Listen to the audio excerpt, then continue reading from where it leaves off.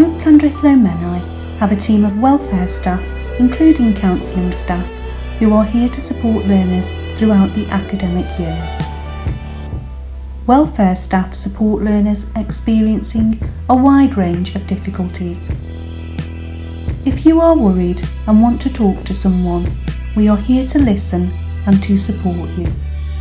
Welfare staff undertake national training to enable them to provide a safe place to talk about sexual health, healthy and unhealthy relationships. You can sign up to the National C-Card scheme for advice and a regular supply of condoms or femidons. We all get anxious from time to time. Most of us have worried about an exam or a driving test, but when that anxiety is frequent and overwhelming, everyday life can become extremely challenging. The welfare staff are here to support you. Support may include seeking out specialist medical support and linking you with external support agencies and advocacy services. If the learner is confused or unhappy about their gender identity, or if they are transitioning and would like extra support, staff can help by providing support and referring to external agencies. Staff provide practical advice and support for learners who are at risk of or who have become homeless. We have local links with social services and charities to help ensure you have somewhere safe to stay. Many of us will face difficult financial hardships. Staff will work with learners and support agencies to help maximise support.